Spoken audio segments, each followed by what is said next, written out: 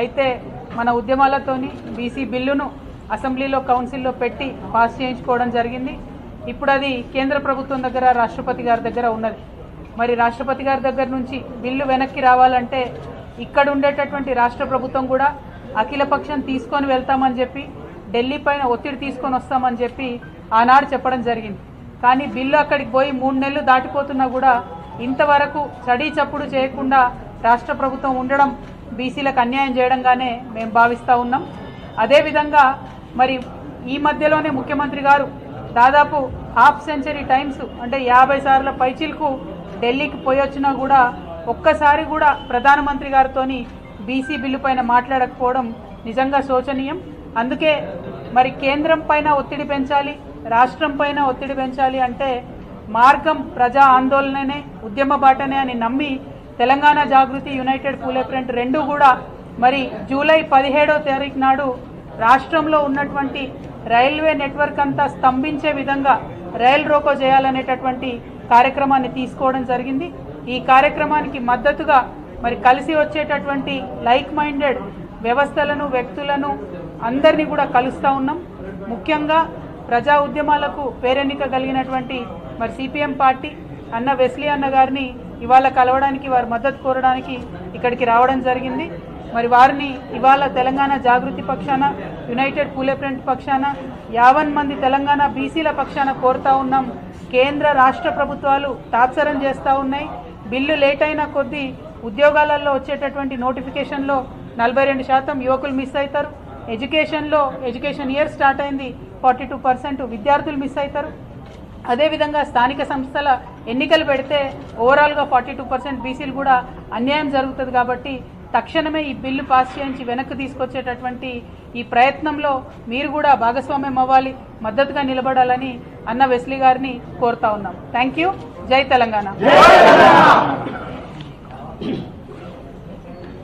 తెలంగాణ జాగృతి నుండి అలాగే యునైటెడ్ పూలే ఫ్రంట్ ద్వారా తెలంగాణ రాష్ట్రంలో బీసీలకు 42% రిజర్వేషన్స్ను అమలు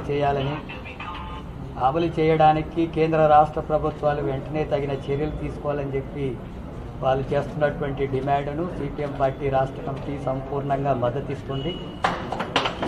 అది పూర్తిగా న్యాయమైనటువంటి డిమాండ్. తరతరాలుగా సామాజికంగా అణచివేతకు గురవుతున్నటువంటి వెనకబడ్డ తరగతులకు సంబంధించినటువంటి రిజర్వేషన్స్ని రాజకీయ రంగాల్లో కూడా అమలు చేయాల్సినటువంటి బాధ్యత, ఆ అసమానత నిర్మూలించాల్సినటువంటి బాధ్యత కేంద్ర రాష్ట్ర ప్రభుత్వాల మీద ఉంది.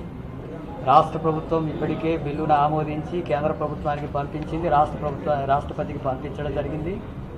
వాళ్ళు 3 నెలల్లోగానే పూర్తి చేసి పంపించాల్సినటువంటిది కాలయాపన చేస్తున్నారు. సహజంగానే బీజేపీ సామాజిక న్యాయానికి భిన్నంగా ఉంటుంది, కుల గణనకు కూడా వ్యతిరేకంగా వివరించింది. మొన్నటి వరకు ప్రజా ఉద్యమాల ద్వారా, ఒత్తిడి ద్వారా ఇప్పుడు తలవగ్గి కులగణన చేస్తానని అంటుంది.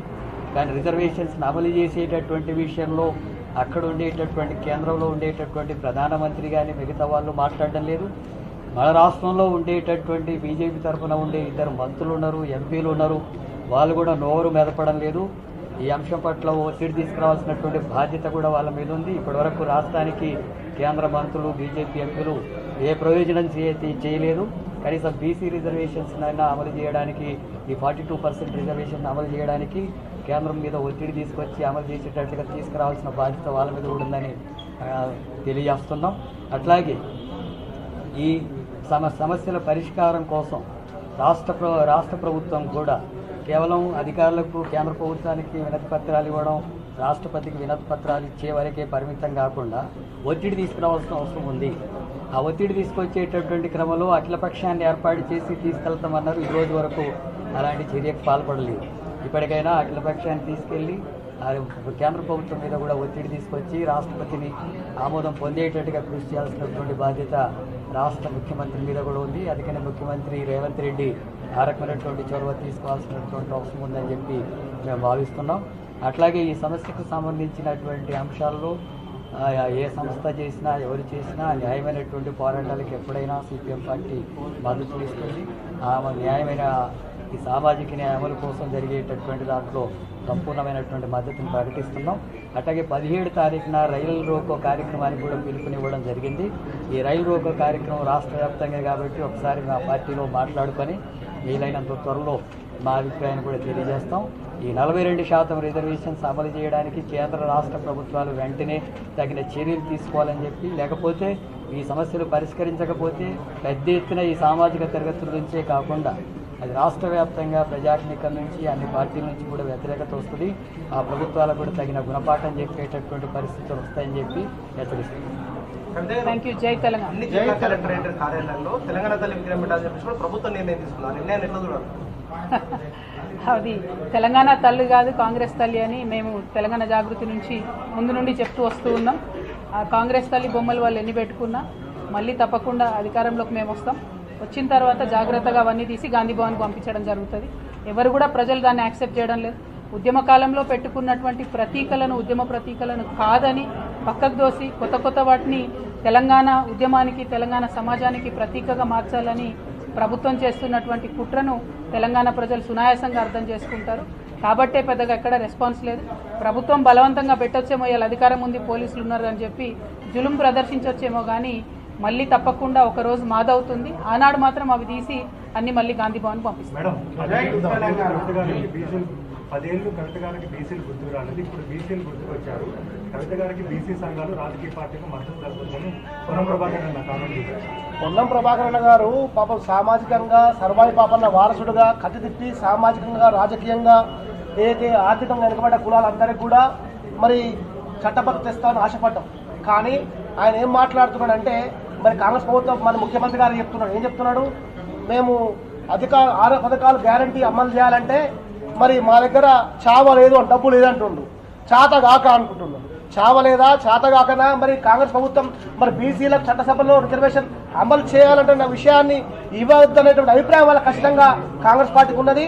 కవితమ్మ గారు చెప్పినట్టు కామాలంటే వారు చెప్పిన విషయాన్ని కూడా గుర్తు చేస్తూ ప్రజలకు అధికారం రావాలనే విషయంతో సంవత్సరాల కాలంగా రాష్ట్ర వ్యాప్తంగా తిరుగుతున్న విషయాన్ని కూడా గుర్తుంచుకోవాలి. ఏదో మరి ఒక అత పుంచుకొని కాంగ్రెస్ పార్టీలో ఆ మంత్రి పదవి కోసం మాట్లాడుతున్నాడు పొన్నం ప్రభాకర్ గారు. ఖచ్చితంగా చెప్తున్నాం, బీసీ సమాజంలో రాబోయే రోజుల్లో చట్టసభలో రిజర్వేషన్ తెచ్చినాకనే 42% ప్రజలకు రిజర్వేషన్ వచ్చిన తర్వాతనే ఎన్నికలకు పోవాలి. అది ఆయన ఖచ్చితంగా ఆయన ఒక పుచ్చుకొని నా బాధ్యత తీసుకుంటా రాజ్యాంగబద్ధంగా రిజర్వేషన్ వచ్చినాకనే ఎలక్షన్ పెట్టిస్తానటువంటి నిర్ణయంగా ఉంటే అది ప్రజలు గౌరవిస్తారు. రాజకీయ ఆరోపణలు చేస్తే మాత్రం ఖబర్దార్, ఖచ్చితంగా మేము రాబోయే రోజుల్లో కాంగ్రెస్ పార్టీని కాశీకి పంపించేది గ్యారెంటీ అని చెప్పి కూడా తెలియజేసుకుంటున్నాం.